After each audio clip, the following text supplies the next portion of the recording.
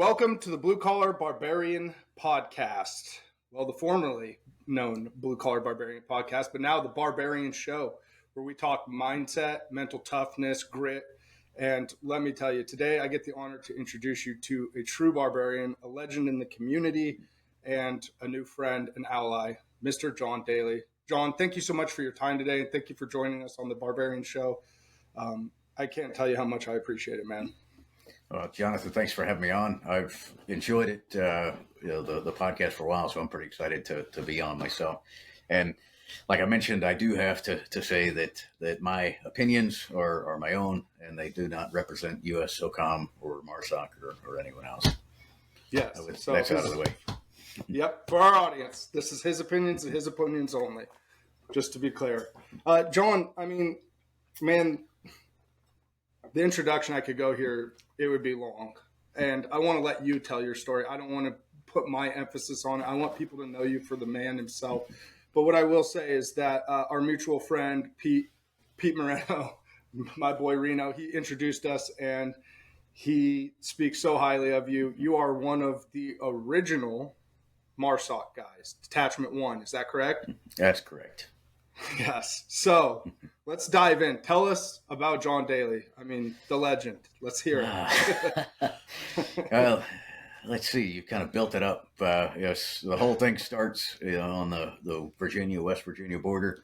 Where I was born and raised, and a great life for a kid. A lot of time outside in the woods, a lot of hunting, a lot of fishing, a lot of running up and down mountains. All skills that suited me well. Yeah. I think everybody recognized early on that, college, higher education wasn't in the cards for me. Wasn't that bright, or didn't put in the effort, one of the two, depending on who you talk to, my teachers or my mom. But I had decided from an early age that I wanted to join the Marine Corps. I saw a Marine when I was young and was, I kind of saw my dad, although like he will deny it, my dad was in the Navy on a ship during Vietnam, and I saw the look in his eyes when when he looked at the Marine, and when I thought it was like envy, and maybe it wasn't, maybe he had something in his eye, but I was like, yeah, there's something kind of special about this guy, So I researched and read about them, and as soon as I could, as soon as I was old enough, or even well before I was old enough, I was in the recruiter's office, talking to him, telling him, hey, this is what I want to do. What do I need to learn? What kind of shape do I need to be in? What kind of training should I do? And just kind of spent my high school years, wrestling and running cross country and track and, working out and preparing for boot camp. So you started early. I mean, once you knew that that's what you wanted to do, you hit the ground running from a young age. Yeah, relatively. I kind of knew. The one thing I had learned is that with school, I didn't put a lot of effort into it, didn't get a lot out of it. I knew that if I wanted this, I needed to put in the effort, and the idea of showing up and failing, was just not in the cards. The coming back home and saying, hey, I couldn't make it as a Marine, was not something I was willing to do. So that essentially put the fear in me to, spend the time and prep, and all of that paid off. Yeah, no kidding. So you start out getting ready, wrestling, running cross country, doing all these things. So what do you show up to boot camp, I'm assuming, primed then? Yeah, I felt I was in good shape for boot camp. I put on probably 10 or 15 pounds while I was there. Oh, wow. Yeah, I mean, a lot of people did, I think, I think the thing that, and you know this, the thing that helped me the most is, pretty early on in boot camp, I kind of saw the game, that was being played. It was like, I'm like, really, this 30-year-old dude can't be this pissed at me for not knowing how to tie my shoes the right way or how to make a bed the right way. I'm like, this is a game, right? You've got to learn to play the game. You got to do what they want. And that kind of became, as a junior Marine, the way I saw the world. I'm like, figure out what they want, do it faster than anybody else, and you'll do okay. And that, for the most part, seemed to work. Yeah. So what was? See, I was on the opposite side of that. When I went to boot camp, I ended up losing, I want to say, like 33 pounds. Wow. Yeah, no kidding. I went in at 220 and I came out at 183, something like that. I mean, it was an insane transformation. It was stupid. So when you say 15 pounds, I'm like, damn, how did you do that? But I came in at like probably 120, 130. I wrestled in the 120, so I was probably about 130. I came out at about 145, 150, and it was just muscle, Yeah. So diving into the Marine Corps, what was your experiences getting into after boot camp? I mean, I know you said you were 0311s where your career started, right? Which for our listeners, that's an infantry rifleman. What'd that look like for you then? And what the time frame? Yeah. So this was 1987, right? When I graduated boot camp, went to infantry school, and then both of those on the East Coast, and then got shipped out to Camp Pendleton. There was a mistake made that kind of changed the course of my life, and throughout my life, there's just I've been fortunate that there's been a lot of mistakes that have kind of gone in my favor usually. But I showed up at my orders said report to weapons company, 3rd Battalion, 7th Marines, with a bunch of other SOI dump recruits, walk in our alphas, and they sending everybody off to their companies, mortarman, machine heavy gunner, whatever. They get to me and they're like, "Hey, you're an 0311. You don't belong here." I'm like, "Well, this private doesn't know. I got told to get off the bus and come in here." So they wound up sending me to the first sergeant, and I don't think I'd seen a first sergeant before, maybe never talked to one, definitely. And he just chewed my ass for being alive, I guess. And then decided that the easiest thing to do would be to put me in the sniper platoon, because that was the only place in weapons company that they had 0311s. So, and you probably know this, at least at the time there, in order to get into the sniper platoon, you probably had to do a deployment. You had to get a little bit of seniority, and then you had to try out. And the tryouts were legendarily brutal, multiple weeks of just getting thrashed. And so I had bypassed all of that. I just got dumped on this staff sergeant's doorstep and told, "Hey, he's in your platoon now." So that didn't win me, any friends. Obviously, the platoon hated me, but they happened to be in the middle of running an internal regimental sniper school. So there's running their own training to see who would get the opportunity to get the next quota to go to sniper school. So they're like, "Hey, the easiest thing for us to do is throw you in this course. You already missed the first couple of days with all of the acronyms and the things that you need to learn, how to make a ghillie suit, all, everything. And when you fail it, then we'll kick you out." And so I, kind of the same determination I had before was like, well, all right, then I guess I better not fail. So I, just jumped into the books, finally won over, one or two of the other younger guys who were going through, and they, let me know what a ghillie suit was, gave me some material, showed me a few things, explained to me about stalking. And then, really, like I said, the hunting and fishing and going through the woods that I had done as a kid really paid pretty big dividends. So I was able to kind of hold my own through the course, do well enough that at the end of it, they're like, "Hey, we're gonna let this kid stay." So that's wow. So your Marine Corps career, I mean, you were thrown right into the fire. I mean, there was hold no bars. Like, here comes Mr. Dailey. Yeah, no, and I wouldn't trade it. If I could go back and do it differently, I wouldn't. But at the time, I was like, man, how did this happen to me? How did? And this was, I knew I did know about snipers. I'd read a little bit. This was even before the Carlos Hathcock book had come out. So, Oh, wow. I don't think that came out until like 92, maybe. Yeah. But I had read some stuff about snipers in Vietnam, and I think I'd read a story about Carlos Hathcock, and Yeah. so the idea of like that's what I want to do. I had one of the recruiters that I had in the recruiting station had been I was a Force Recon Marine and a sniper, and so I was I'm all over that. That's what I want to do. So that worked out well. Yeah, I would imagine so. But let's talk about, okay, I'm sorry to interrupt, but mental toughness is, and for, just for your know-how or whatever, like one of the reasons I'm most excited to talk to you is about the perspective and the things that you've lived through and been through that can help people navigate their idea of what a hard time is in their life. And I know as a man that's lived in extremely hard conditions, you still have a temperament to understand that hard is different to the end user, right? Like each individual person perceives hard as their own reality. And so for our audience, we're not criticizing you for being soft. We're just telling you to be better, like in advance. So let's talk about that for a second, because I mean, right out of the gate, man, you were thrown in.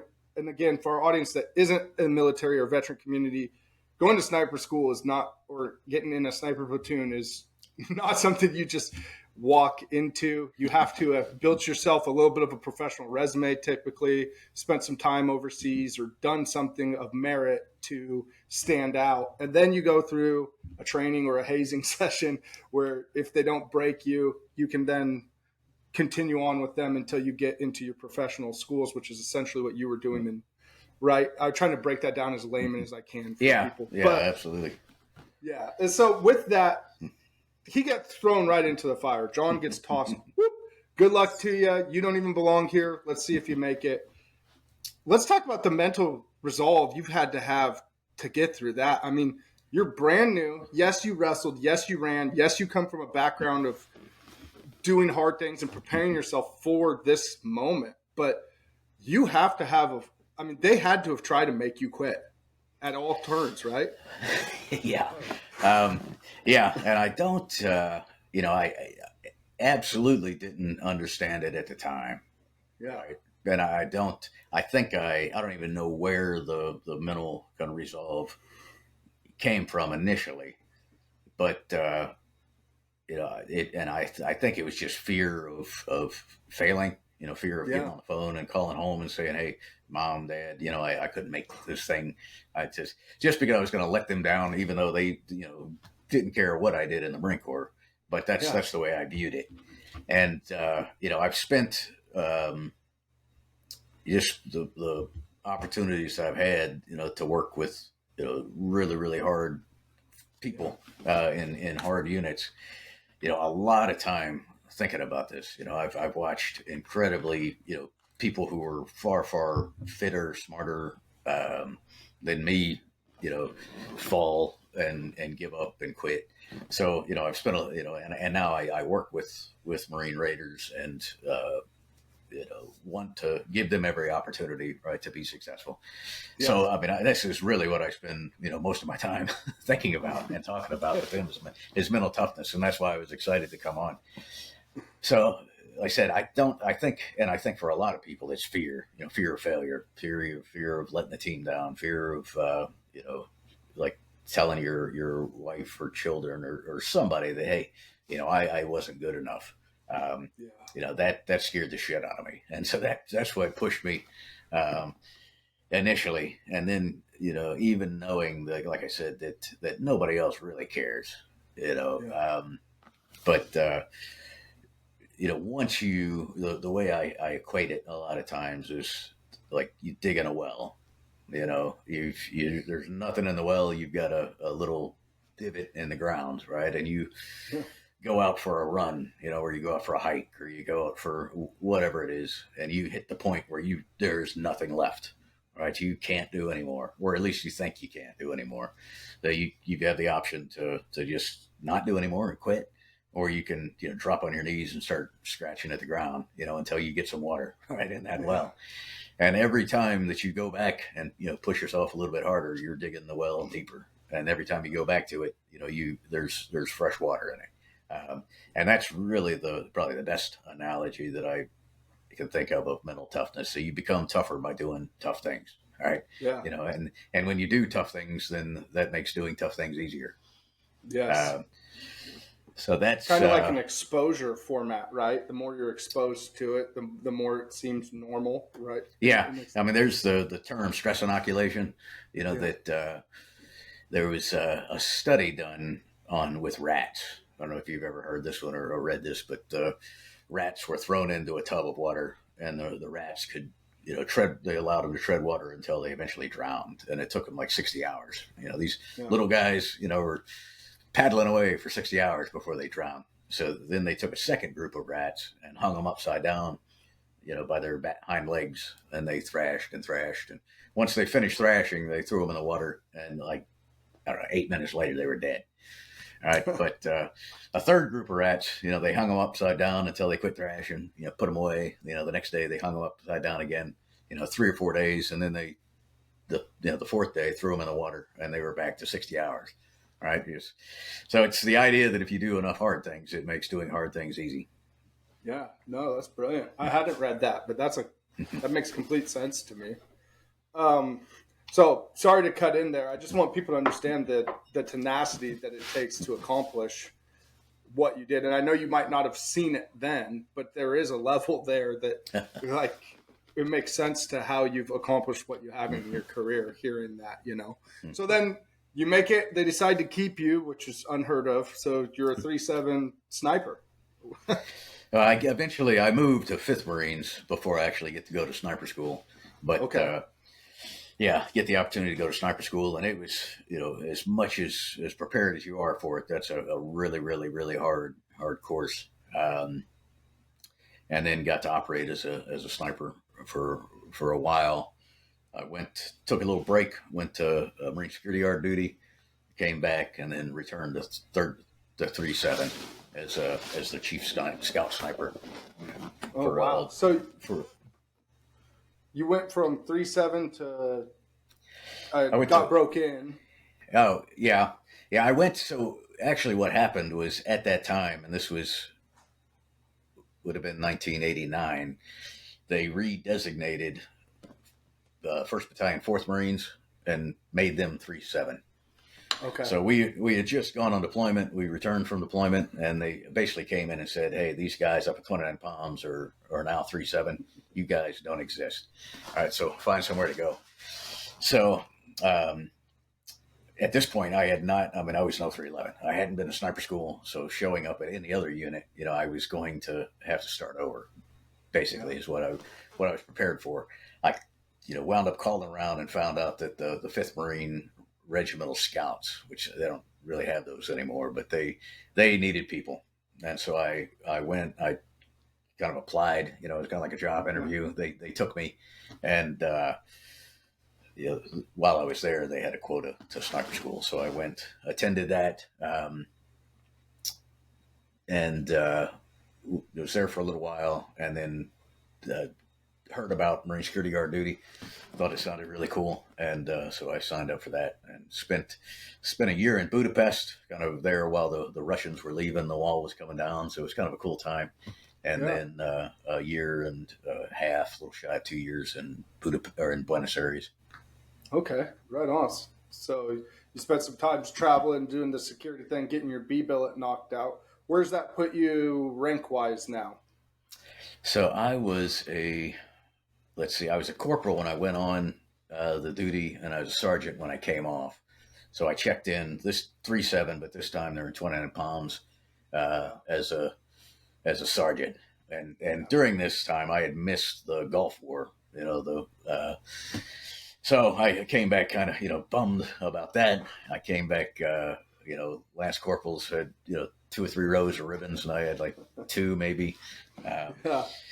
So I was showed up kind of ashamed of that. I'm like, man, I got to do, I got to make up for this, for the fact that even though that, not a whole lot happened for most infantry units in the war.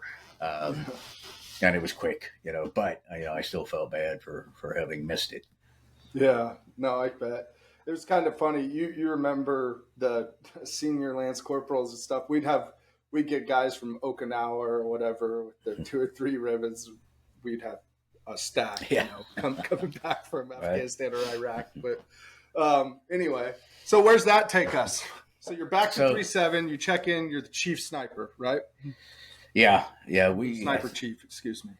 Yeah, I think we only had like one other sniper. I think he might have been in sniper school at the time that I checked in. They hadn't had really good luck with training their guys and getting them to pass sniper school. Sniper school, like I said, is at least, a 50% attrition rate, if not more.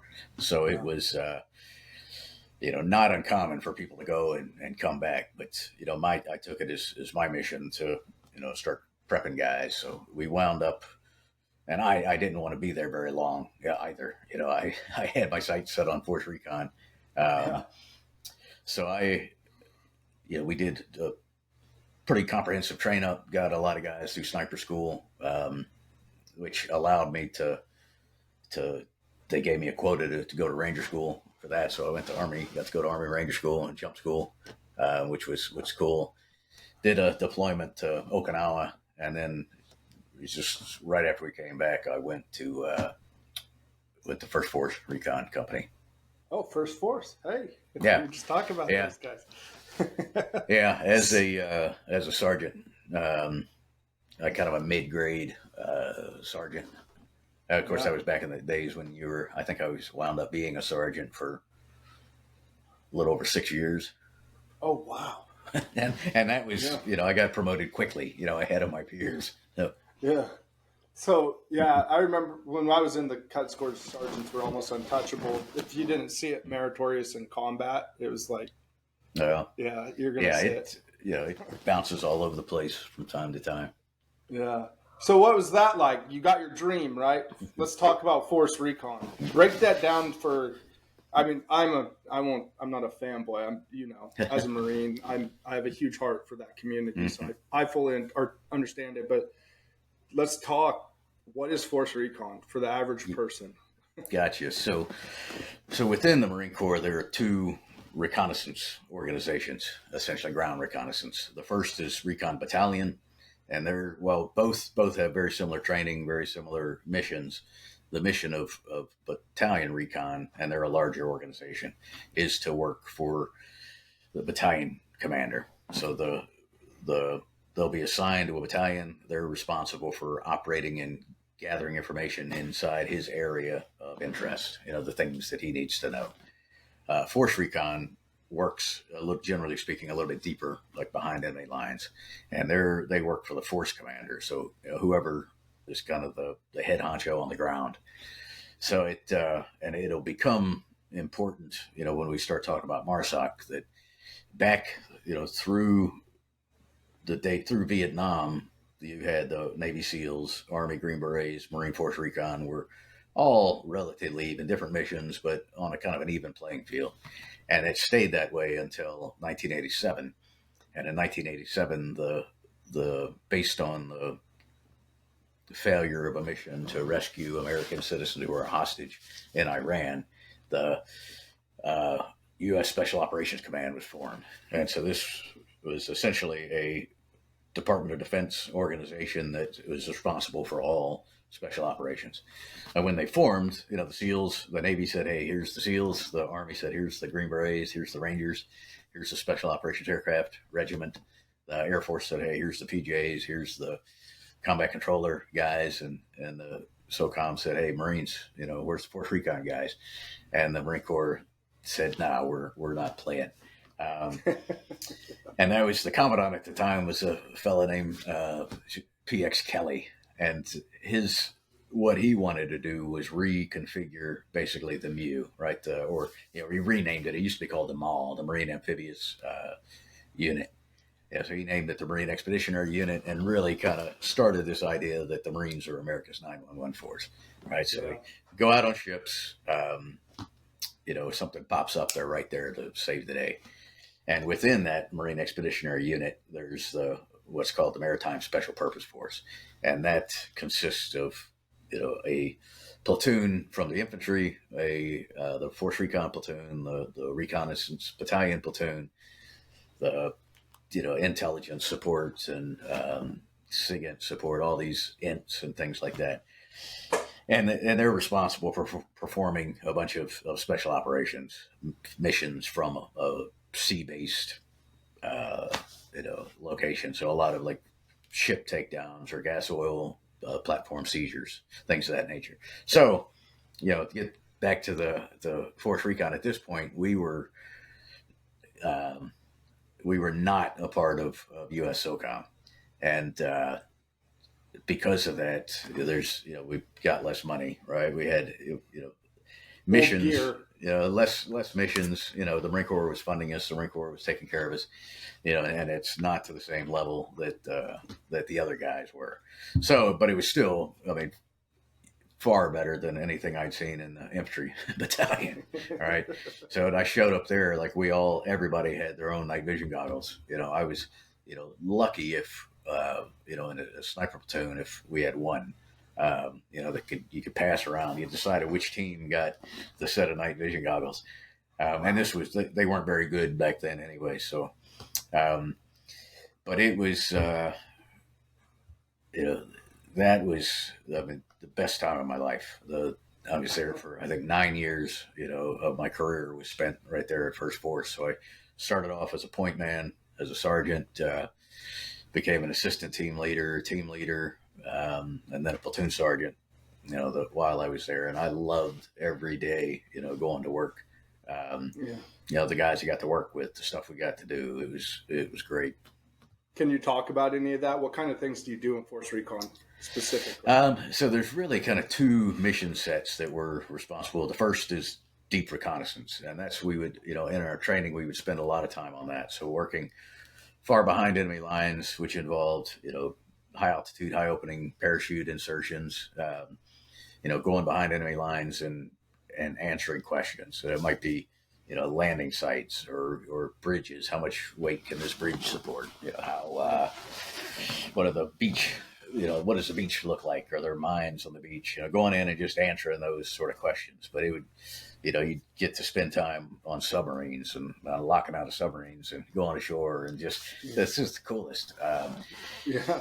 And then the other side of the house, which was more fun, I admit, was the direct action side. So at that time, we had the mission that was in extremis hostage rescue. So if any higher tiered organization couldn't get in place in time, then we were the people that were sent in to rescue hostages or take down terrorists on a train or a plane or a bus or whatever the case may be.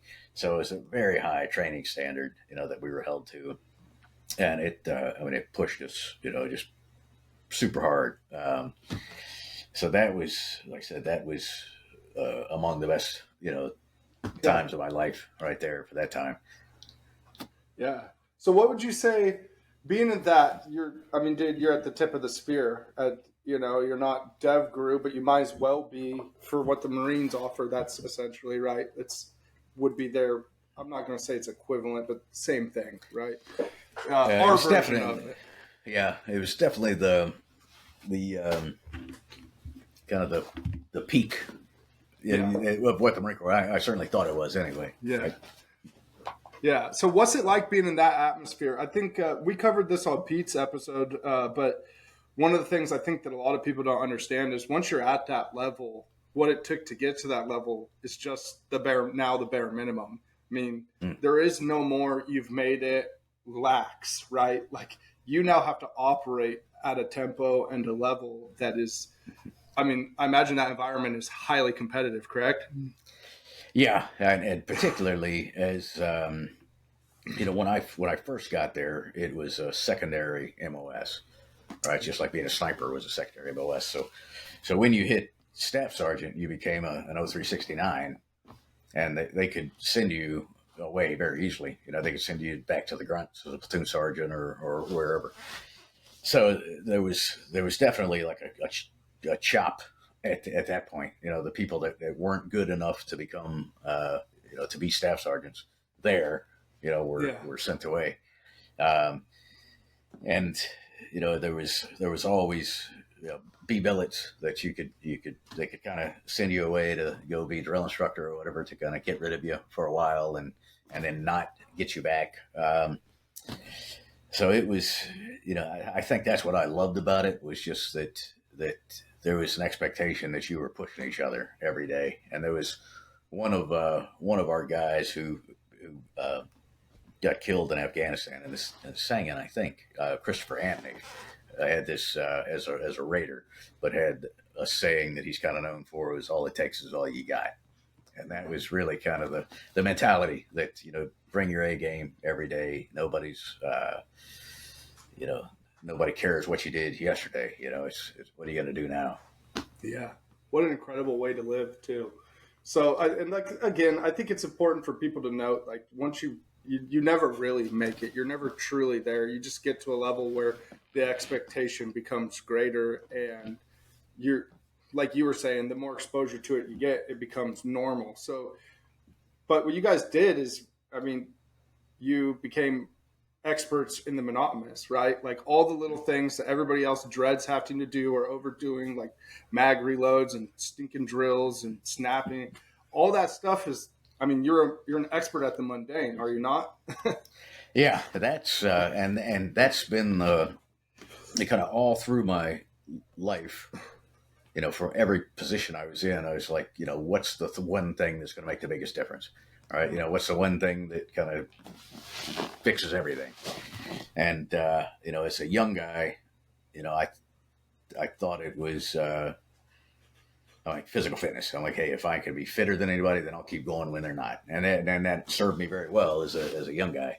When I first got to Force Recon, I thought it was, being able to operate on night vision goggles. I'm like, hey, we need to get used to, PTing in these things, wear them, with the little daylight cap on just all day so that we're used to fighting in them. If we can do that, we can, crush any enemy that we go up against, right? Because people hated wearing night vision goggles, and they wouldn't wear them, which would drive me batty. Later, I thought it was when I was a platoon sergeant, and then later at Marsoc, we're trying to get people to be able to see and identify targets more rapidly. So we were using like speed reading software to try to, speed up our observation and processing speed, all of these things. And then, I come to realize when we finally got into Det 1, I realized that the key is doing the little things that nobody else will do. All right. Or the things that people don't want to do. And it's the saying that I tell guys all the time is professionals are really, really good at the basics. The saying brilliance at the basics. People say that all the time, but they usually don't want to be brilliant at the basics. All right. So I've worked with, people from the highest tier level and, professionals want to be inspected. All right. They're like, hey man, check me out. Just look at me, make sure that I've got all my kit, make sure I'm not missing anything, forget anything, hey, quizzing each other on what are the emergency action plans, what happens if this happens, that's, when you deal with people that are true professionals, that's just the way they live, right? That's the expectation. And that's, it's not nearly as sexy as people think, when they think of special operations, but, and that really applies across the board to anything. If you want to get good at something, buckling down and reading 10 books on a subject, you'll probably be smarter than 98% of the population, right? On that, but it takes work. Yes. There still has to be the action element. And it drives me nuts that people think you can read something and then it. No, read and act, or watch and act, right? We'll get into that, I'm sure. But what I think about when you're saying that is it's funny because we grew up in a culture, at least I did, in a time frame where it was almost like you would think the cool kids are the ones making fun of the guy that's, let's talk basketball just for simpler terms, that shoots 1,000 free throws. Like, that's boring. I'm going to go over here and shoot this 3. I'm going to go practice this layup. I'm going to try to dunk. And then you got Jordan, who's just shooting shooting free throws every night to the tune of 100 or something a day throughout his high school and college career. Like, that was just the bare minimum. And it's funny because you see what end up being the losers, no disrespect, but just I call a spade a spade. That's what the show is. It's the Barbarian Show. You see the loser mentality out there that's invaded us today, that they pick on the people, but then you hear from a man that's lived an incredible life and accomplished a lot, like that at the professional tier, they welcome criticism, they welcome being inspected, they practice. So all the things that what people think, oh, to make it, to fit in with the cool guy, I got to put this person down, I got to make fun of. But then when you get into a real professional capacity, it's all the nerds, if you will. You know what I'm saying? It's all the guys that were nerded out on and were attention to detail and like practice every day, whatever it may be. Insert whatever your sport is, whatever your craft. And those are the guys that, to get to a professional level, you know, it's like you just have to bear through the shit and not ignore all the wish-wash from all these basic people that try to poison us, you know? Yeah, that's absolutely it. Bruce Lee said, don't worry about the man who's practiced 10,000 kicks one time. Be worried of the man who's practiced one kick 10,000 times. And that when I read that, I was like, that's exactly what it is, right? And that's having the sort of environment where we were absolutely free to criticize each, not criticize, isn't the best word, but when we would have do a run through the CQB shoot house, and then we would come back out, and it would be bloodier, outside than it was inside, right? Just, why did you do this? Why didn't you do that? What happened? And then just guys, well, what if we had done this instead of that? Well, let's do it again. Let's do it again. And everybody else is long home. We're, sitting there like, well, what if we try this? What if we try it this way? Let's do it again that way. But instead of that, and you just, repetition breeds, familiarity breeds excellence. Yes. And excellence, I don't think that we'll ever be perfect, but I think that we can pursue it, and we should. I think excellence is the missing ingredient today, and I mean in a lot of what we see. So I want to get through your story more. I'm sorry to interrupt, but it's just fascinating to me because I think that our audience needs to understand that the level that even where we're at right now in your story, your force recon, back in the day before there was special operations in the Marines, so you're at as high at the time as you could go to what would be common knowledge to most people, right? Right. You're doing the cool guy things, if you will, no disrespectful term there, but you're doing the secret squirrel shit, and you're in a community of the best, like the guys that have made it up all the different ladders through all the different hard gates that you run into, and physical, mental, psychological things. And yet that's not the end of your story. No. Right? So, I become a platoon sergeant, which is kind of the pinnacle at Force Recon. You've got a whole, 3 team leaders, you got a platoon of guys you're responsible for. I was on top of the world. I had a great platoon, where you go on deployment with the 15th MEU. Our first stop is Darwin, Australia. So we go out to the range, the first couple of days we're shooting with some Australian snipers, having a good time, come back, turn all our weapons in. We have a night off. All right. So go out on Mitchell Street, myself and the team leaders were sitting in a pub called Kitty O'Shea's Irish pub. All right. Drinking beer, and the bartender yells, and we all look up, and the television screen above the bar was the first tower. Oh my God. So, it was probably half Marines, half Aussies in there. And, it took a minute, obviously, to figure out what the hell was going on. By that point, shore patrol guys were running down, sticking their head in all the bars, get back to the boat. So we finish our beer. We get back to the boat because we realized that we, weren't going to have any more beer for a while. By the time sun came up, we were at sea. So in October, we got into Pakistan. My platoon, we got to be the first guys to go in and kind of secure some areas there for staging. And then November, we were in Afghanistan. And that was quick. It's quick turnaround. Once you and there wasn't a whole lot of time for anything, right? There was, the ship steaming. We get on the ground, and we were sent out pretty quickly to do a route reconnaissance from the location that we were at to Kandahar. So my platoon gets to do 130, 40 mile, drive through the desert at night, picking, kind of picking through, trying to find a route that we could get the rest of the MEU through without being spotted, driving through the desert, or at least portions of the MEU. So we do that a couple nights later, and this was early December.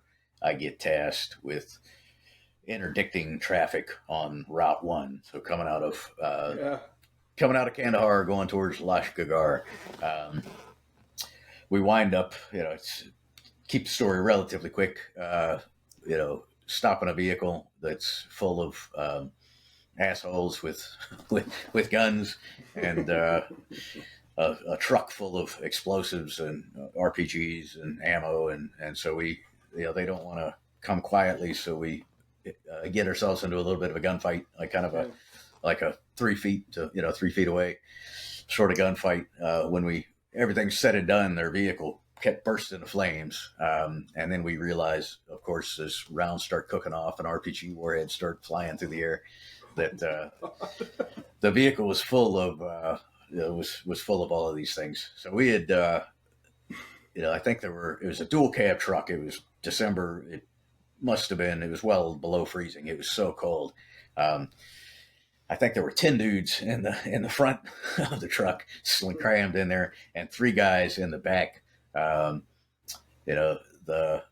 for me, that was the first time I was a gunny at this point. E7. This is the first gunfight I'd been in. So it was a big learning experience, for me and for the guys, and learning from the point that all of the training, all the rehearsals, all the preparation, all the practice that we had done, everything went exactly as it should have. None of my guys were hurt. There was 13 of their guys were dead.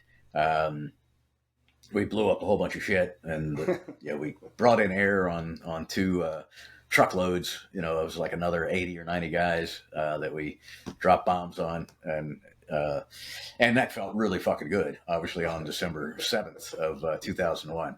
All right, we drove by the next day, and I slapped a New York Fire Department sticker on the hulk of the car that was left, and we took a picture of it, which didn't come out, unfortunately. But so that was. But the thing with that was that as that was happening, as the gunfight was going on, I had all of these. I'm like, man, why am I thinking about all these things that I shouldn't be thinking about while I'm in the middle of a gunfight?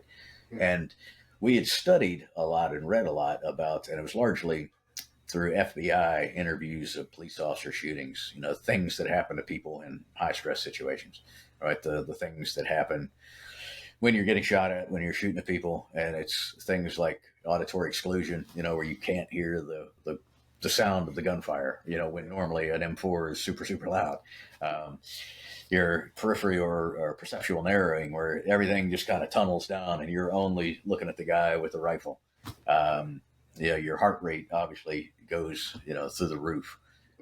You lose fine motor skills, right? And all of these were things I'd read about, but and the biggest was what's called a time distortion. Like for me, that gunfight honestly felt like I was the guy from the X-Men who's like super, super fast. So when he's running, everybody else is like going really, really slow. Yeah. So it was like comically slow that these guys in the truck are trying to raise their weapons, and I'm, thinking things. I'm like, I probably ought to shoot these guys now. So it was they all things that I've read about, and I'd never experienced it. And so after, the next morning after my guys, got some sleep, the other thing you realize is that a gunfight makes you tired. Right? It's just all the adrenaline. You kind of come down from that, and you've got to crash. And we had been up for, probably 72 hours at this point. So I let him sleep, and then arguably the first guys in Afghanistan to make contact. the first Marines, the SF guys were up in the mountains, about before us. So they were there early. They were getting it on early, but definitely were the first Marines. But yeah, the next morning after they had some breakfast and, I grabbed each guy individually and pulled them over and like, hey man, explain to me what you experienced. And it was like almost to a man, it was all the same things. They're like, yeah, it was weird. Like the gunfire didn't sound very loud, but I couldn't see anything. I couldn't hear anybody yelling. And so it was just like, man, we've got to make sure that we don't, it had been written about, like I said, from a police and FBI perspective, but hadn't really been talked about, from a military perspective, at least anything that I'd heard. So, we went back and we're like, man, we got to tell you guys this to the rest of the units, the rest of the platoons at Force Recon. So it was a really valuable learning experience. So we were there. We went to Kandahar, and another MU came and relieved us, East Coast MU. And so we were back on the boats in January. So we were only there for a couple of months.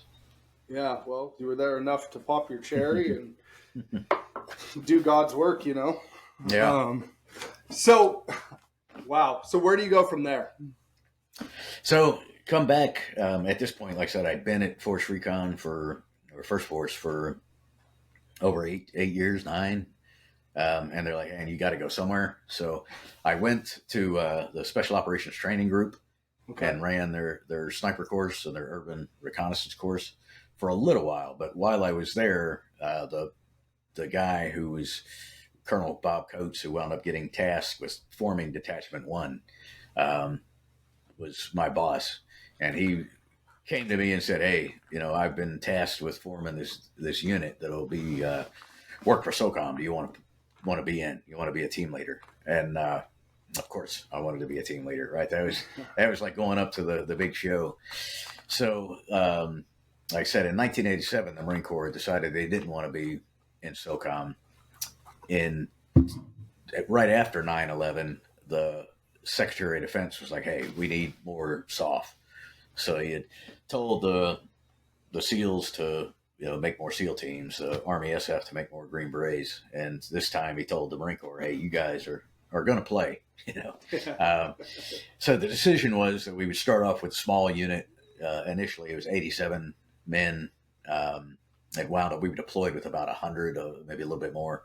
But of that was about a 30-man Force Recon, or guys from Force Recon, about 30 Intel folks and they were high-end Intel folks, the guys that worked at the NSA, and it just super experienced. And then the rest were made up of administration and communications and logistics and shape tax and things like that. Everybody that you need, mechanics, right? So we had a pretty broad, but very heavy on the shooters and very heavy on the Intel folks. Yeah. So we formed with basically a 2-year charter, and they said, hey, we're going to let you train. We're going to deploy you into an area where you will work for the Special Operations Commander, and we'll see how you do. And for a long time, we didn't know where we were going. We'd assumed that it would be Afghanistan, or who we were going to work for. And then not the last minute, but well into the train up, they said, hey, you're going to go to Iraq, and you're going to essentially be a SEAL platoon, operate like a SEAL platoon and work underneath the Naval Special Warfare commander. Oh. So tell our audience what Detachment 1 is, if you can, or was, I should say. Because yeah, I mean, it was just an operational test to determine whether Marines could operate at the level necessary and play well enough, I guess, with others was the thing that people were worried about. Operate in the special operations environment. Yeah, it wasn't a crazy question to want to have answered. So let's see. So when my boss when he pulled me in, Colonel Coates, he said, he's like, hey, you get to pick your team, from Force Recon. if you know somebody, you want them, let me know, and we'll try to get them. Most of us had grown up and spent all of our time at First Force Recon, so it's mostly who we knew. So I picked, my guys had been in First Force. Two of them had actually gotten out of the Marine Corps, and we called them up, like, hey, you want to come back in? But when he told me that, he was like, pick your guys, but my one stipulation that I have is that they be tough, rugged bastards with strong backs and hard feet. And in the back of my head when he said that, and it wasn't the first time that he had said, tough, rugged bastards, but I was like, dude, if I ever write a book, that will be the title. And so I've carried that in my head for almost 20 years, and then finally got to make that happen. Yes, and we are going to talk about that. Are we still doing okay on time? I'm not going to run into any. Yeah, no, I'm fine. Okay. So, but we get to Iraq, and we were really responsible for chasing HVIs. So there were still some of the Deca card folks that hadn't been captured or killed. And we were really put in the position to kind of build our own target set. So we found a bad apple, kind of shook the tree and looked for other bad apples, started shaking their tree, and worked our way up through a lot of raids. Just coming to your house at 2 a.m. and taking you out of it. A lot of sniper missions we were tasked with. We did a security detail for the Iraqi government that was the interim government that had been put in place. So I got to run the advance team for that, and that was just a lot of civilian clothes, armored Suburbans driving around. It was pretty cool. It was a lot of fun. Yeah. Yeah, that sounds like it. You guys were, and notably, so like literally the first take at Marine Corps, what is today, the Raiders again, special operations. I mean, and you got to do special operations shit and get away from, you did a lot of that as a force guy anyway, but now with the respect as a SOCOM guy versus a conventional guy, right? Yeah, there wasn't, I think we were given more authority to operate a little more freely than we had been previously. Certainly more money and equipment, better equipment. I think we were given, the first mission that we did was kind of a very stereotypical. Well, it was atypical, but one of our intel Marines started digging through intel reports, and he discovered that there had been, I think, 18 or 20 Iraqi interpreters who were working for the U.S. that had been executed, over a relatively short window. So he started, drawing lines and like putting people together, and figured out that hey, there's one person that's connected to all of these people, one interpreter that's worked with all these people, and it was a woman. So they're like, hey, we've got to go find this woman and grab her. And my team was kind of the team that got sent on the unusual missions. Yeah. So as for this one, and this was the first mission executed by Detachment 1, it was me, another Marine that I had with me, one of our human intelligence folks, a SEAL that we had to take for some reason or another, and a Polish special operations female named Kate. Huh. So Kate was with the GROM, the Polish special operations, and Kate was lethal as anytime people say that females can't do special operations work, I said, go check out Kate, because Kate had killed more people than bone cancer, right? Wow. So we wind up in civvies and civilian cars driving through Baghdad in 2004, right? At a time when that wasn't done. every place that we went to, she had just been there. We missed her by like a week. She was at this other place. And so when we eventually do reach the place where she had last been, we find that she doesn't work. She quit. Um, so we get the place where she'd work to call her in and say, hey, we've got like a paycheck for you or whatever. And she gets in. Kate, the Grom gal, cuffs her, stuffs her. She had a man driving her, so we took him as well.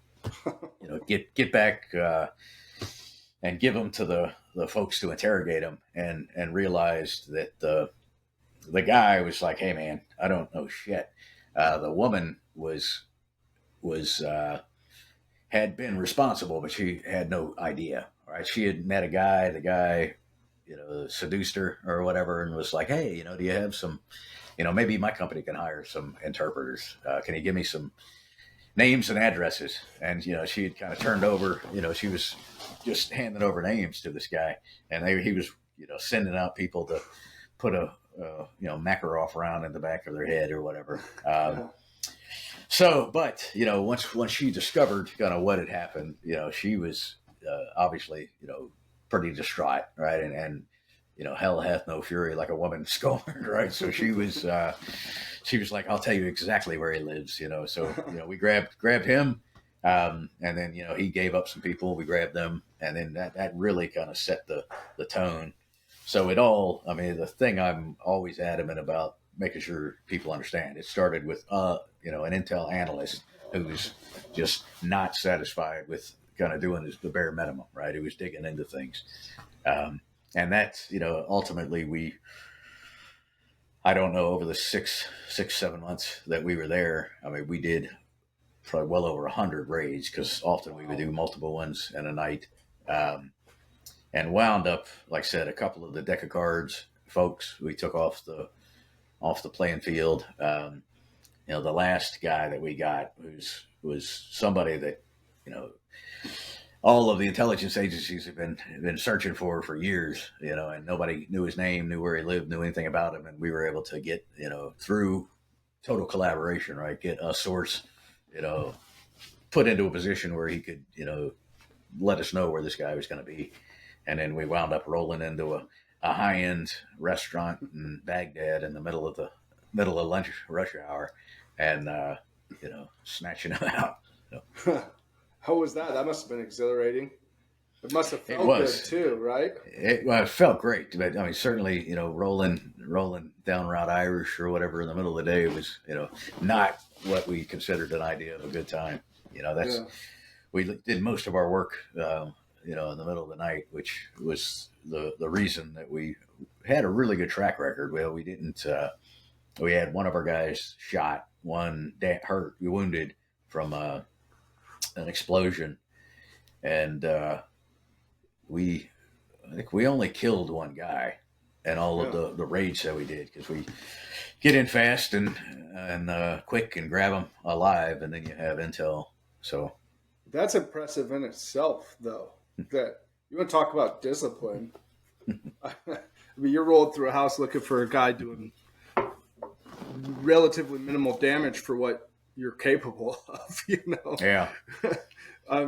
Especially, you fast forward to how the ward ends up developing and the reputations other, we'll just say other units get, like with certain players getting actually kicked out of theater and different things like that.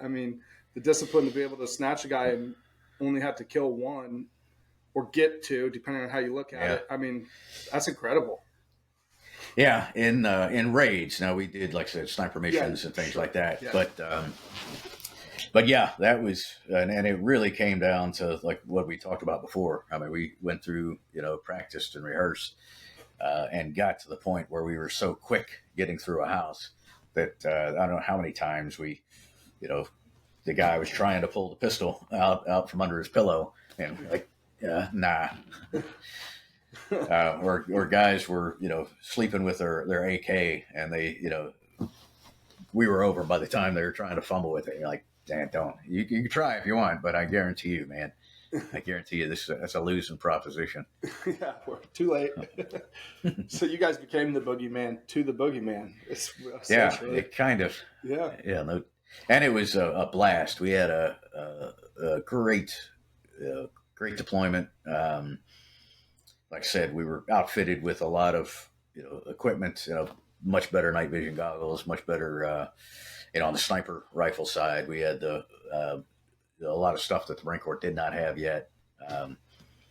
Yeah. And like I said, the big thing was really being able to see true intel professionals, like they're really, really good at their job. And a lot of them, because we had a lot of senior guys, right? So a lot of them, like I said, had worked at the NSA or worked at the agency or worked at different places or in connection with other places. So they could, go into the green zone in Baghdad and be like, "Oh, hey, Bill, how's it going?" And the connections, which definitely taught me the lesson, right? That your network is your or your network is your net worth, right? Yes. That's what they Yes. say. I tell people that all the time. And it's especially when you get out, you realize that. But I kind of realized it early. I'm like, man, a lot of times especially in Force Recon, we were like very, very insular. Like we only hung out with ourselves. We only partied with ourselves. We didn't talk to anybody else. And that there was a lot of good in that. But there's also the fact that realizing that if you can recruit people onto your team, whether they're intel people or logistics people or communications people or civilians or other agency people, the more people that you can appreciate for the value that they bring to the table, right, then the better off you're going to be, and the more likely you'll be able to accomplish your own mission. Yeah. So you made it to Baghdad with Det 1, excuse me, and then you made it to, where'd you go from there? Because you were saying 2004, so you end up retiring in a few more years, right? Yeah. So 2006, the Detachment 1 is disbanded about the same time that Marsoc is started.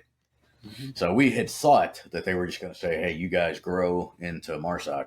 That didn't happen. So our unit was actually disbanded. Some of us moved over. I did. I moved to the school, to kind of help start what would become what today is the Marine Raider Training Center. Okay. So I got there. I mean, it was, we only had a handful of guys who were Force Recon Marines or Special Operations Training Group Marines. And, we really needed to build to what it is today, a school of a couple hundred instructors of, we run 30 courses. We, everything from, language courses and, blowing stuff up courses, sniper courses, intelligence courses, communications, and then obviously the courses that train Marine Raiders. So that was a lot of fun for 2 years in uniform, kind of building that and getting that up and running. And then I retired in 2008. I kind of went home on Friday after my retirement and came back on Monday, with 2 days worth of a beard and civvies. And that was, I kind of went into the same job. And that's something I tell people now is, when you get out, if you have the opportunity, take a gap, do something cool, go hike the Appalachian Trail or go bum around Europe or go surfing or do whatever it is. It's, if I had it to do again, I would, it's just the time wasn't there, right? We needed to get to work to prepare for, standing the school up. But I've been there now as the training and education director for 16 years. Oh, wow. So yeah. Wow. So you're responsible for a lot of good, honestly. You're a key part in it, right? Yeah. I mean, every day it's, almost like being back in Force Recon. Not quite, because I don't get to do the cool stuff, but I get to see the guys doing the cool stuff and help them out. But what they do is created from. I mean, like, you are, not to be layman's term, but the OG, if you will, of what a lot of these guys You know what I mean? Like the stories that these kids grew up on is you. Like legitimately, they were. Yeah. That's I insane. would say, yeah, it is. I mean, it's crazy. I get to still be a part of it, Yeah. And they're I mean, the guys who graduate now are smarter and fitter and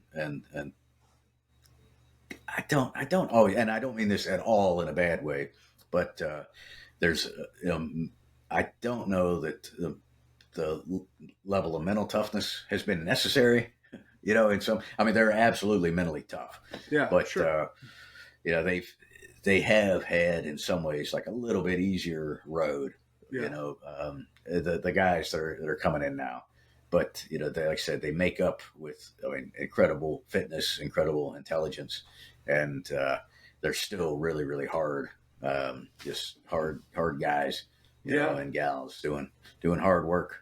Yeah, doing God's work is what it is, with the utmost respect, especially for me and a lot of us other guys that have been over there. So let's talk about where this lands you. So you end up training people, training warriors. Not just people, man. You're training warriors. You're turning out the warrior class that it is the line between what a lot of people don't understand is the evil that would be here and not. And those are the men and women that you're standing up and helping motivate and prepare to be able to go and do what they do, to be sharp at the tip, if you will. And, one, thank you for that. That's extraordinary. But two, this leads to your book, right? Where you get to tell some of your stories from your times coming up a lot different. And, it's funny to me. I'm going to just show you this. It'd be, for those that watch this on YouTube and stuff, Reno sent me this. And, I'm a big challenge coin guy or whatever from my time. I wasn't when I was in. I thought it was corny, and it's one of those later regrets. But I look at this thing every day. I have it placed somewhere where I'll look at it every day just to remind me of the level of fortitude that's still out there in shaky and terrible times. So one of the things that attracted me to your platform before Reno connected us was you be out on your rucks, still holding the standard, still holding yourself accountable, is sharing mindset, sharing things that have carried you through. And you don't need praise, but I really want our audience to understand that you were being very nice when you said that the level of mental toughness they get to make up for in other ways. And let's be clear, the route that you came was a harder time of life. People were harder. There was less protections to us as Marines for getting into that. You had to earn it. And a lot of that came through brute force, blood. You had to earn that, and you still have to earn it. I'm not taking away from any of the current guys, but I think to some of the guys that you look at, I can say him because he's out, like Nick Jones, Navy Cross recipient, absolute warrior, incredible human being that fought to get his guys off the mountain that day in Iraq, right? And I think about guys like that I was on my second deployment when he was kind of trying out for Marsoc, if you will. Okay. And I think he went in 2010. I got out in 2012, early 2012. I got hurt in 2011 and on my last deployment over by Sangin. And then, but anyway, so I think about those guys and the things that they went through, and that they were absolute warriors. But then I think back to I'm just trying to give you a time frame here because you'll understand it was kind of we knew Marsoc, but we didn't. We were still we're working with force guys, but no, technically this is Marsoc now. It was a really weird thing in theater, right? And I know the stories of those guys that I know from that little bit earlier time. And I think about how hard of men they were, but how gentle they were to the conventional forces, in the sense that, as much as you are at the tip of the spear, you're still very much appreciative. You still very much work with and work well with the grunts the guys that are out there Yeah. pounding, getting the shit end of the stick. You guys always took care of those guys, Well, I hope so, because that's always been, like I said, that's where I grew up, and that's been a thing that, and I talk to our guys about that because not everybody in Marsoc comes from the grunts. You can come from anywhere. Yeah. But at the end of the day, it's on YouTube. It's a basic reconnaissance course instructor that has this like rant, right, where he's, talking to everybody, and it's what I told you at the beginning. He's like, hey, if your MOS is not 11 Bravo, in the Army or 0311, then you're support. All right. That's, it doesn't matter how high speed you think you are, how cool you think you are, what you do, it's the boots on the ground and the men with rifles that win the wars. Right. Yeah. And it will be that way, at least, for the rest of my time, I suspect. Yeah. Well, it's an ever-changing battlefield. So tell us about your book. Sure. So it's called Tough Rugged Bastards. Like I said, that quote came from what Colonel Coates told me. It's a memoir, right? So it's not a history. It's really that time, and it kind of bounces back and forth. It's kind of my story, So it's after I retired from the Marine Corps, I went and got a master's degree in writing. Right, so it's I should be able to string some words together, which is unusual for a Marine sometimes. Yeah. But so it was a way of looking back, kind of almost 20 years from the time that I wrote it, and talks about my time in Force Recon, but it primarily talks about Detachment 1, that deployment, and then the early kind of startup of MARSOC. So it's I think it's pretty damn good. It comes out officially on the 13th of next month of August. Okay. But you can order it now on Amazon or Books A Million, Barnes & Noble, any place that you buy books. It's just Simon & Schuster are the guys distributing it. So I intentionally sat down with with the publisher, and we said, hey, let's keep this under, make it a paperback, keep it under $20, so any Lance Corporal in the barracks could, pick up a copy. Hopefully it's PX, and I really am interested in hearing what people that read it, people that have been there, have to say. It's definitely the story. I don't kind of stop and kind of have leadership lessons or things like that, but I do, kind of weave in, some of my thoughts on mental toughness, definitely on combat mindset, on, the requirement to stay hard, like you said, to get a ruck on your back, to continue to hold standards for yourself. So that's part of kind of a subplot that's kind of woven throughout the book. So I think you'll enjoy it. Oh, I'm definitely going to order it. I would like to, if I could order one. Do you have a website that's directly from you, or are you distributing? What I'm getting at, I need an autographed copy, John. Yeah. I gotta have an autographed copy. Yeah, we'll figure that out. I don't at present, but I've been working on that. So finding a way to I can buy the copies and then send them out to people who want, who'd like to get them autographed. So definitely, I do have a website that's jadailey.com, DAILEY, and it's about the book. And also on there, I write a weekly email. Well, I write two of them. One is called Walk and Point, and it's kind of about getting better, right? Using military analogies to kind of make sense to military or civilian people. And the other one's called Ruck the Fuck Up. Yeah. And that is about rucking the fuck up. Right?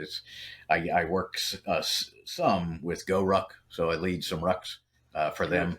So it's I think one, rucking is great for fitness. It's becoming bigger. A lot of people are doing it. So kind of helping people get off their ass, whether they were in the military or whether they never were. It doesn't really matter. Just get a ruck on your back, get out, and I think it's a great opportunity for people who hadn't served in the military to got to get out with people that have and hear their stories and talk to them. Yeah, you'll appreciate this. I actually rucked half marathon. Well, just over it. Spot checked myself with it. When was that? I want to say that was February timeframe. I don't know. It was on my list for a long time to ruck a half marathon. Like, I don't know why. Nice. But I couldn't do it any other way than I gave shout outs to some of our friends in our like Talons Reads and different things like that, like different nonprofits to support the guys at the tip. But I put 70 on my back and did 14.1. And let me tell you that was a very humbling experience. Very humbling. But it makes me think because, and we're going to get into questions here in a second. It just makes me think what you were talking about with your book and for the people that are going to tune into your Ruck the Fuck Up newsletter, which is important, right? Like, it just reminds me that it's okay to break yourself off a little bit. In fact, it's necessary to break yourself off a little bit so that you can truly live, right? To remind yourself. And I think it's important for people to understand that any one of you can get out there and do these things. Like, it doesn't take a lot, whether it's, well, like you said earlier, what's hard for me now might be super easy for you, but it's still fucking hard for me. Yeah. So maybe not, but whatever it is, if walking around the block is really fucking hard for you, then fucking good, walk around the block. Walk around the block twice. That's and then it won't be long before walking around the block's not very hard, and then you'll be doing a mile and 2 miles. So you can't, you'll never do shit if you don't get off your ass. Yeah, no, 100%. And it's funny to me because it's not even funny. It's scary to me how many people are afraid to face what their version of hard is. Like, to look it in the eye and just take the bear for what it is, right? And I'll never understand how somebody could give up on, give up on your dreams, especially. I'm pulling up your outline here. I'll never understand how you could not want to know what you're capable of. Like, the harder the thing I've been through in my life, and I know that this is going to be the testament to you, the more I've survived, the more I've overcome, the more I've struggled, the greater I've appreciated, the greater resolve I've found in who I am, what I'm capable of, what's out there, the people around me. It's just brought me an immense amount of even self-respect, right? Yeah. Which is the most important thing that we could do. Yeah, I mean, you could be safe or you could be awesome, right? You can't be both. Yes, that's good. I'm going to steal that from you. Yeah, all right, so let's get up. So there you go. Yeah, well, John Dailey, everybody. Let's get into some questions for you, brother. Certainly. I got to ask you first of all, it's the flagship question on the show, right? And I'm really excited to hear how you answer it because you are one. But what is a barbarian to John Dailey? All right. I think I always do this though, right? I dig into things. The word came, initially from the Greeks, right? Yes. And they kind of really handed it off to the Romans. And the Romans really, to them, a barbarian meant somebody that doesn't speak our language, kind of initially. And it really came to mean people that are not as good as us, right? People that are the underdog, right? People that, we don't have to worry about the barbarians out there in the woods because what are they going to do? But, we all know what happened, right? The barbarians, kicked the Romans' ass, right? So to me, it's somebody that's, the underdog that's still has the fight of a dog in them, that kind of keeps gnawing at the bone until they get what they want. And, if that's if we use that definition, then I'm happy to be called a barbarian any day of the week. Yes. Well, yeah, to me, it's like that unruly, aggressive approach. It's take no shit from nobody. You'll appreciate Reno kind of described it to him as that giant that's just trudging through shit, taking arrows, and the arrows would be life, right? But he's just attacking the hill at any cost, right? It don't matter if it's his life. And I picture that when you're saying, you're right. It's the guys that nobody bet on. That they would laugh at those people. Oh, you're never going to make it. But we are the barbarians. We are the people that are out here pushing the limit of the known. And because of that, look what's been accomplished. I mean, look how many lives you've spoken to because you were not afraid to try, right? And that you currently influence. I know you don't think in terms like this, or maybe you do, but you don't think of like in a hero complex or not. But do you know how many people are probably alive because of what you alone have done outside of in combat, even continuing on training these guys that are still doing this? Like, there's a lot of people alive because of that. You know, it's those long-term secondary and tertiary effects that I wish people would consider, you know, just interesting perspective, but indeed, give me something to think about. Yeah. What is one thing you're the most proud of? You know, I think, you know, at the end of the day, when it all comes down is, you know, being a good teammate. Yeah. You know, and that's absolutely with the Marines I served with, you know, being a good friend to them. And then, you know, absolutely sacrifices were made as a husband and a father. But, you know, I'm getting ready to celebrate my 32nd anniversary. Congratulations. You know, and thank you. You know, I feel like, you know, even though it was you know, I was not always there as much as I wanted to be, you know, being a good person, really. And I think I've tried to do that, and I continue to try to get better at it. But, you know, being somebody that people can count on, hopefully, or call on if they need something. Yeah. Well, I'd say that's a hell of a thing to be proud of. How can someone become the character that they need to be to accomplish big things? So when I ask you this, I mean, people have this idea of I want to be this or I need to be this. Let's just say if they're going into the pipeline, right? It's a long and rugged road and there's lots of hard gates. But that being said, like they know I need to be this character. How do you become, if you will, right, that character that you need to be? Yeah, I think I am going to actually have my 5-step solution for this. Right, I call the 5 C's. You know, the first is clarity.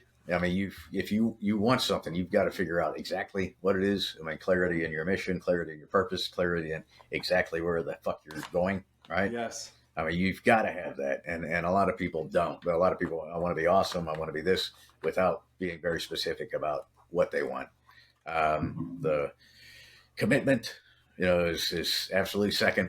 And, you know, you can know what you want, but if you're not committed to doing the things necessary to achieve it, then you never will. Right. So I tell all the guys coming through training is, man, when you wake up, go to brush your teeth. Like while you brush your teeth, like recommit to yourself in the mirror to doing the things that a Raider does today. Mm-hmm. And then, you know, judge yourself when you brush your teeth in the evening. You know, did I do it? And you won't be perfect every day, right? But if you're perfect 4 out of 5 days, you know, you're perfect most of the time, then you're probably going to get where you need to be. Yes. The third is courage, right? And it's, you know, physical courage, obviously, because you have to do hard things. You have to do things that are new to you. Like you said, if you want to achieve something great, you've got to do things you haven't done. And then a lot of it is kind of the mental or moral courage on, hey, you know, I'm going to, if I really want this, especially I do some coaching, right? And people that are like, hey, I want to get in shape. Like, well, you know, you've got to start going to the gym, right? And that means you've got to tell your friends that you stay out at the bar with until 2 a.m. every night that you can't do that. Yeah. You know, you've got to, and that's moral courage, right? Because you know they're going to come after you and they're going to be like, well, screw that, you know, just come out with this. Well, you don't like us anymore. You know, you've got to figure out that, hey, you know, it takes more courage to say, hey, I'm going to do this thing. And that means that we can't be friends anymore, then so be it. I'm clear on what I want. I'm absolutely committed to it. And, you know, if you're going to stand in my way, then I'm out the door. Yes. That consistency is the fourth. And that's, you know, huge. You know, consistency is greater, you know, every single day than intensity. Right. You know, a lot of people start off at a sprint, but, you know, most good things in life are marathons. Right. So, you know, you gotta, it's a grind. Right. And you've got to get used to the grind until you love the grind. And then the fifth is, and people always look at me funny, but is curiosity. Right. You know, curiosity about whatever it is that you want, you know, drives your passion, fuels your interest, you know, regardless of how badly you want something. You know, there's going to come a point where you're done. You're like, hey, man, I don't. And curiosity is like, hey, man, you know what's going to happen if I go to the gym every day for another week. How much weight can I actually lift, right? How fast can I actually get? What happens if I become a raider? What kind of missions will we do? And so that for me, I think that curiosity absolutely is a driver for success. So anytime you're feeling low, you're feeling that your commitment is waning, right? You're worrying, hey, do I have the courage to do this thing? Turn on curiosity. And I say weaponize your curiosity, right? Turn it into your biggest weapon that you can use to achieve the effects that you want on target. Yeah, no, that's incredible. Thank you for sharing that. It's funny, the curiosity piece, I agree with you. I had this thing, I read quite a bit. The last few years, I've been reading a lot, just putting stuff, just drowning my brain in literature and different books, information, just trying to become, a sharper sword, if you will. But one thing that somebody asked me recently within the last 6 months or so, or just last year, they asked me about what did it all start for you when you changed with the physical fit? I lost 110 pounds a couple of years ago now, and just started changing. Congratulations. Well, I had to take my life back, John. I couldn't just talk about it anymore. I had to be about it, And so anyway, I went through this different process and did all this different shit. And somebody's like, did it all start with that? And I was like, it did on the physical thing, because what the physical thing did was it created confidence. Like everything started with the physical, getting to the gym, doing this and that. But what the confidence did was it created curiosity. And then you become curious to what else can I achieve? Yeah, right? What else is possible? Yes. And so that's so it's funny to me, because it's like, yes, everything starts at the physical, but really all it does is create confidence, which then creates curiosity, which then creates the result, right? Because now I'm curious, can I do this, or what more can I do? And then you get a little bit of self-belief and pep talk, like you were saying about telling the guys that are like, what is my missions as a raider going to be? What's funny is people can manifest that, and what they don't know is later down the road, they're literally deja vu, living this mission that they saw, right? That as the key character that they seen themselves in. So it's just an incredible thing, and manifestation is a whole nother topic, but it's very much real. Yeah, I definitely have thoughts on that. That's a topic for another day. Yeah, no, for sure. And then another one for you. What would and this is just a good piece of advice, I think, for anybody, but what's one piece of advice you give yourself back at the beginning? Like knowing what you know now. Yeah, it's funny. I talk about that in the book. At the end, I like, hey, what? And the answer that I came up with for the book was that it would be pointless, because I wouldn't have listened to myself. I know young me wouldn't have listened to old me anyway. But I thought more about it, and I think it would be to be yourself. Yeah. I think that. There's, and I don't even know that that's, I mean, it's good advice, but it's not always good advice, right? When you join the Marine Corps, you're like becoming somebody else. When I got to Fort Recon, I'm like, hey, I need to be this way, like these other guys. Over time, and over, for me, 21 years in the Marine Corps, when you get out, after kind of being the guy that you're expected to be for all of that time, you really, and I work with a lot of veterans now, or guys who are getting out, and it's really kind of a big problem, right? Guys, you've got to say, who the fuck am I? All right. I knew who I was for all of this time while I was on active duty, and you can just continue to be that guy, or you can say, hey man, let me figure out who I really am, or who I want to be, and start moving towards that. And I think a lot of people have problems with that, loss of purpose, loss of identity. And if there was something, I think I would tell myself to be more of yourself, certainly be the guy that you've got to be successful. But, it's easy to get, and I feel like I kind of lost some of who I was in the Marine Corps. Yeah. If that makes sense. Yeah. Well, that's an honest assessment. It says a lot about being able to look in the mirror and be honest about it, like looking back. Incredible. But I'd say you become even more of the person you're supposed to be now, right? At the end of it. That's the goal. Yeah, which is cool. So, and then my last question for you, and I'm just curious because of all the different things you've experienced, all the different tasks and task force you've been on, like, what is bravery to you? That the funny thing is, I mean, obviously easy to say, Nick Jones, right? Yeah, Nick sure. Jones was a Navy Cross, for an act of bravery. But when you talk to Nick or you talk to anybody that gets an award like that, for the most part, they're like, there was nothing else to do, right? Or I didn't even know I was doing it, right? I just Yeah. acted the way that I've been trained. Um, so I mean that's obviously bravery above and beyond what most people will ever see. So I think you know I would say that I mean it there's an absolute level in bravery in taking a chance to achieve something when you don't know that you can.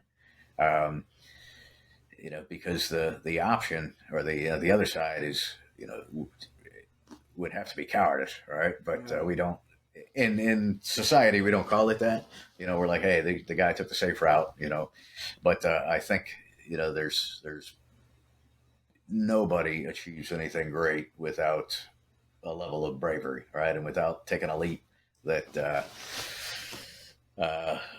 nothing great happens until you get out of your comfort zone, right? And so I think now, from my perspective, with the people I work with and deal with on a daily basis, it's the bravest kids in the world are showing up at assessment and selection and saying, hey, there's a very good chance that I'm not going to make this, but I'm willing to risk that because I really want to do this thing. I want to be a Marine Raider. Yeah. So that's what I would go with.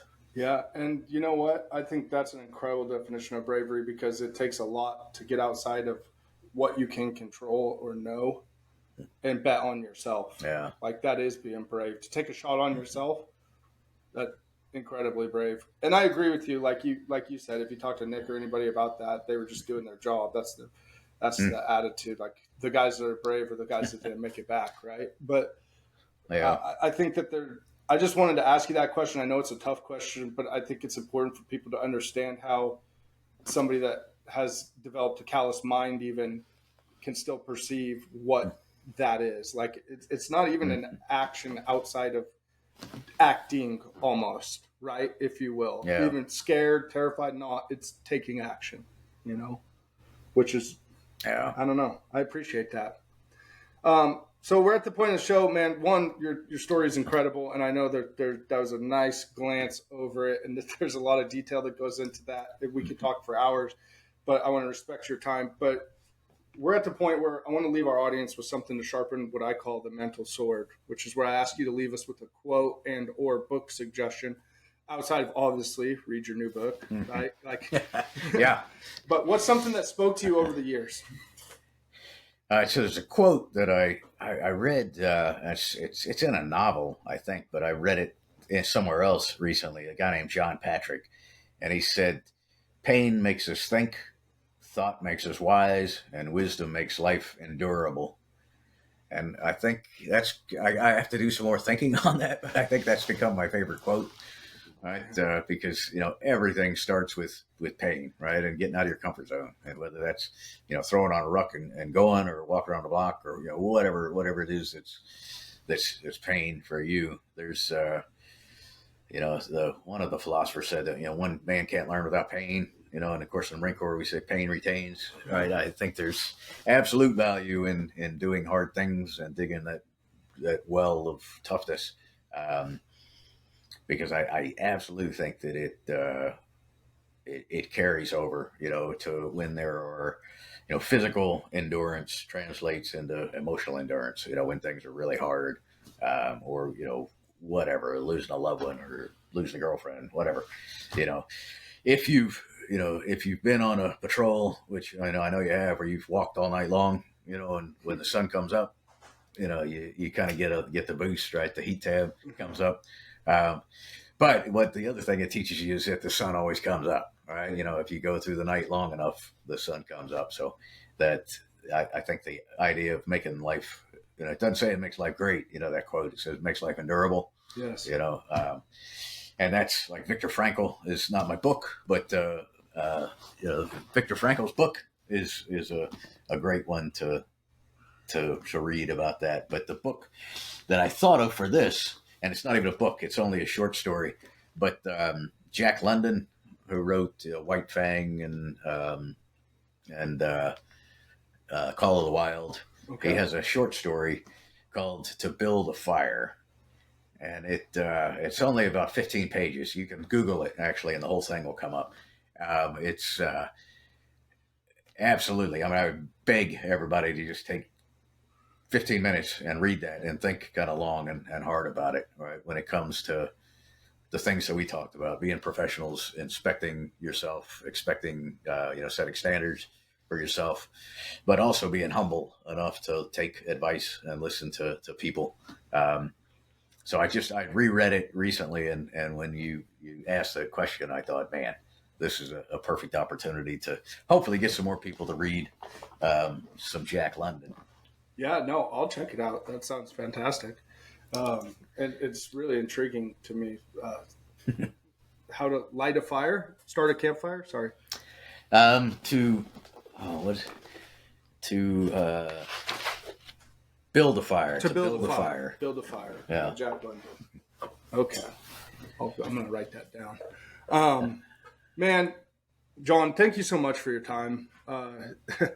Your story's been incredible. Blast. Yeah, your story is incredible, man. And honestly, it's inspiring to me. I'm going through some things in my personal life. I just transitioned careers and starting all the way back over at the bottom after 12 years and in a whole new field. And I've never been more excited at the same time as terrified. Huge salary cut, huge change. But I got this vigor to life. And then as you were talking, I just had this overwhelming sense of this is how it's supposed to be, though. Right? This is how it's supposed to feel. You're supposed to be scared and still act. You're supposed to go through what is known as hard. This is how you grow. So, man, I just want to say thank you for sharing your story with me personally and with our audience, as they're going to see this coming up this next week. So, awesome. Where can people? I'm happy to do it. Yeah, I want to reiterate where they can support you. How can people support you and what you got going on? Absolutely. So the book, like I said, you can get it Amazon. It'll show up on August 13th. I will be doing some readings and different things local around in North Carolina, and I will figure a way to get out signed copies for people that want them. But the kind of the one-stop shop is jadailey.com. Dailey. There's talk about the book, the Substacks that I write, and links to my organization that I run called Walking Point that really helps high performers become higher performers, right, through coaching and mentorship. Oh, so right on. Yeah. Cool. Well, I'll check that out. Check them out at Walking Point, and go to jadailey.com. Yeah, there you go. jadailey.com. Well, Mr. Dailey, it's been real. To our listeners, thank you so much for tuning in again this week. Do something with this. Don't sit on your hands. Don't listen to this and just not act. Take action. If there's one thing this man has told you or shown you through his action, is that progressive action is the key ingredient to a successful and rewarding career in life. So get busy, barbarians. Get busy. See you on the next one.